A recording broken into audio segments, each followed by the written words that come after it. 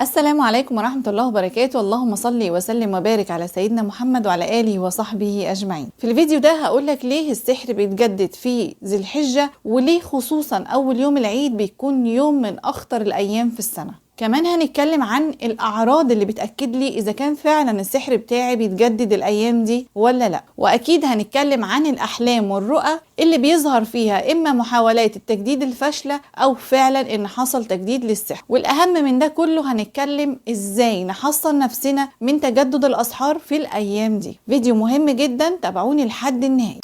تمريض، قتل، كل شيء، سرطان، الله المستعان. انظروا إخواني الكرام إلى هذا المجرم أو المجرمة التي وضعت هذا السحر.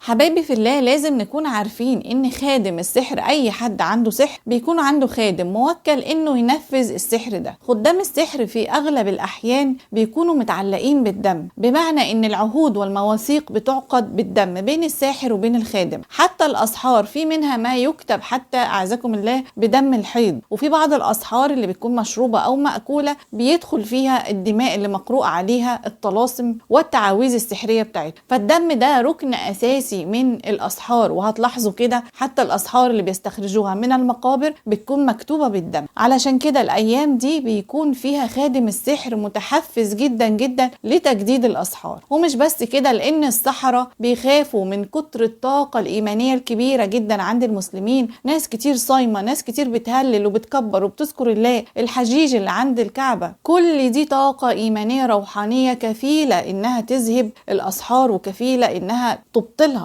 ولكن الساحر بيفضل ان هو متربص علشان يجدد الاسحار في الوقت ده. وعلشان كده ناس كتير بتدس بين الحجيج انها تحاول انها تحط الاسحار حتى بين الصخور، لان هم بيخافوا جدا من ابطال الاسحار جماعها حتى في يوم عرفة. علشان كده بتلاقي الساحر دايما بيحاول يجدد خصوصا يوم عرفات، علشان الطاقة الايمانية والروحانية كبيرة جدا في اليوم ده، زي ما بقول لكم كفيلة انها تهد كل الاسحار دي. اكيد سمعتوا عن الموضوع ده، خناقه يوم العيد. وللاسف الشديد ناس هتكتب لي وناس كتبت لي قبل كده ان حصل الطلاق والعياذ بالله اول يوم العيد او ليله العيد الكبير. والموضوع ده متكرر جدا، اما خناقه كبيره جدا في البيت او والعياذ بالله بتوصل حتى للطلاق. في واحده كتبت لي ان هو من غير اي داعي، من غير اي خناقه، لقت ان دمه فار جدا وبدا ان هو يتخانق ويزعق ورمى عليها يمين الطلاق بدون اي داعي. ده طبعا تجديد للاسحار قوي جدا في الايام دي. طب ازاي اتاكد او اعرف من الاعراض اللي عندي اذا كان فعلا السحر بيتجدد ولا لا؟ اعراض ملموسه، لسه ما اتكلمناش عن الاحلام والرؤى. طبعا هو اكتر عرض هتكلم عنه هو عرض الخنقه والضيق. الناس بيكون عندها خنقه وضيق، واحيانا القلب تقول لك انا مش قادره اخد نفسي، انا حاسه ان انا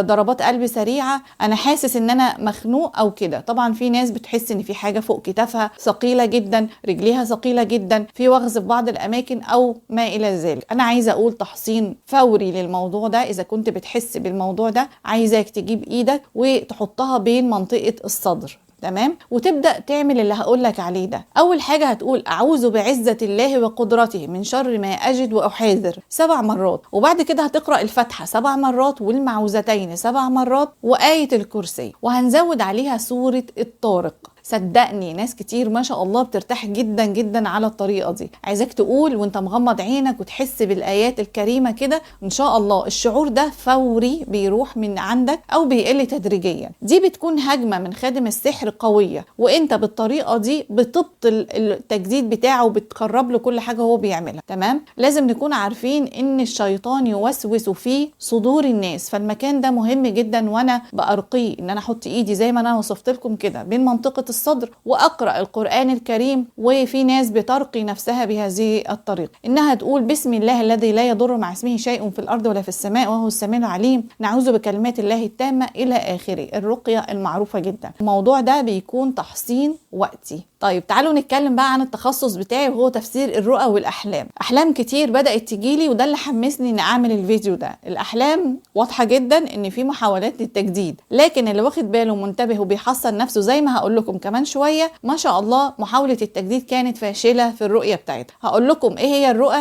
اللي بتقول إن في محاولة تجديد وكترت أول يومين دول، فركزوا معايا كويس. مثلا خلينا نبدأ بالرؤية اللي جات لي امبارح، إنها شافت إن السرير بتاعها موجود عليه بعض الأجنة. الأجنة اللي موجودة دي غير مكتملة، بمعنى إنها مشوهة، يعني اللي من غير راس، اللي من غير بقية جسمه، وهكذا. في منها كبير شوية، في منها صغير شوية، لكن مفيش حاجة فيها مكتملة. الرؤية دي بتدل على تجديد الأسحار. ليه؟ وإيه علاقة الأجنة بده؟ الأجنة هي جمع جنين، والجنين من الجن، وهو ما يسكن الأرحام عند النساء عند إصابته. فهنا في محاولة للتجديد، ولكن كانت فاشلة. ليه فاشلة؟ لأن الأجنة مشوهة، الأجنة متقطعة، الأجنة مش كاملة. فهنا عرفت إنها كانت محاولات، ولكن الحمد لله فضل الله فاشلة، علشان هي ما شاء الله نحسبها على خير، يعني بتقيم وتصلي وتذكر الله كثير جدا وتقرأ القرآن. فالحمد لله. شوفوا كام محاولة، المحاولة على عدد الأجنة اللي ظهرت في المنام. طيب في رؤى تانية غير المنظر ده؟ طبعا في رؤى تانية، زي إن أشوف إن اتولد حاجة مثلا على عتبة الشقة، زي إن أشوف إن في ثعبان مثلا ولد عند باب الشقة. وأكثر الرؤى ما بتكونش هنا في الثعابين في الأيام دي، ولكنها بتكون في القطط والكلاب السوداء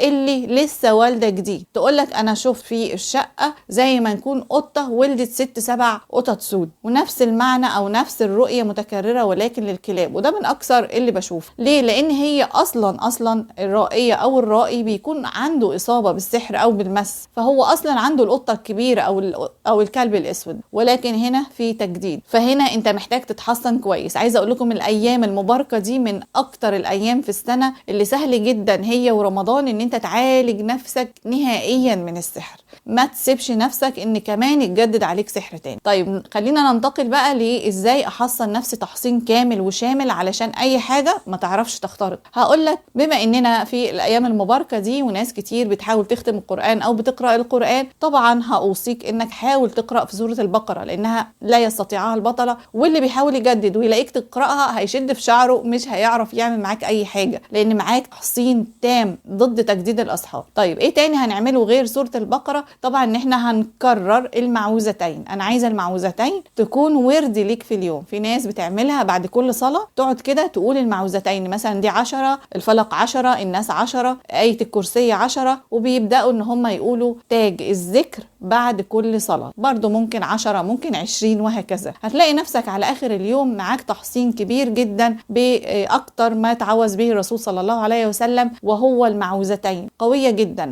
الناس بتهتم بحاجات كبيره او اوراد كبيره جدا من القران، لكن في ناس بتغفل عن السورتين دول، مهمين جدا جدا. وطبعا آية الكرسي بتطرد اي شيطان، تاج الذكر حرز من الشيطان وصانا به الرسول صلى الله عليه وسلم. واوصيك بقى ان انت قبل النوم تبدا ان انت تقرا سوره قاف وياسين، او يعني ياسين ثابته معاك في الورد، وتقرا ما تيسر لك من القران الكريم. لو عملت كده باذن الله ولا مين ان شاء الله، ولا تجديد ولا اي حاجه، وان شاء الله يبطل اللي عندك. اوصيكم في الايام دي بكثره الاغتسال بالماء المرقي بالقران الكريم. وعملت فيديو عن ده، ان ازاي ترقي نفسك بسهوله ان شاء الله ربنا ييسر لك الشفاء التام عشان تخف تماما باذن الله من السحر والمس. عليك ب3 حاجات. اول حاجه قراءه القران والاوراد اللي بنقول لك عليها. تاني حاجه اشرب الماء المرقي، حاول ان هو ما يبقاش على الريق بس، يبقى على طول بتزوده على القاروره بتاعتك، على الكولمن بتاعك، على الميه. تالت حاجه الاغتسال. ما ينفعش نعمل دول ونسيب الاغتسال. ارجوكم اهتموا جدا بالنقط اللي بقول لكم عليها. بكون فرحانه جدا. ناس بتقول لي احنا بنكتب وراكي، احنا بنعمل الطرق اللي بتقولي عليها، احنا بنهتم جدا بالرؤى اللي بتنبهها عنها علشان ناخد بالنا انها لو جات لنا ان في محاولات للهجوم تاني او في محاوله تجديد تاني. فبيكون جميل جدا الاستفاده الكامله. ما تعديش الفيديو كده وخلاص الا ما تعمل لايك وتعمل تعليق ولو بذكر الله. كل عام وانتم بخير ان شاء الله. يبقى عيد سعيد علينا جميعا. نعرف ونفهم ازاي ان احنا نتصدى للاسحار بكل الطرق، وهم بقى يعملوا اللي هم يعملوه، مش هيقدروا ان شاء الله يعملوا معانا حاجه. ربنا يحفظكم جميعا. كل عام وانتم بالف خير، والسلام عليكم ورحمه الله وبركاته. تمريض، قتل، كل شيء، سرطان، الله المستعان. انظروا إخواني الكرام إلى هذا المجرم أو المجرمة التي وضعت هذا السحر. بسم الله الرحمن الرحيم. بسم الله إن لم يوجد معكم ماء مع ملح خشن وتقرؤون عليه آيات إبطال السحر تنفثون هكذا: بسم الله الرحمن الرحيم. وقال موسى ما جئتم به السحر إن الله سيبطله. وقال موسى ما جئتم به السحر إن الله سيبطله. وقال موسى ما جئتم به السحر إن الله سيبطله. هذا اللعاب الذي يخرج من الفم فهو ريق فيه قرآن، وهو الذي يبطل بإذن الله عز وجل. قال موسى ما جئتم به السحر إن الله سيبطله. بسم الله الرحمن الرحيم. واتبعوا ما تتلو الشياطين على ملك سليمان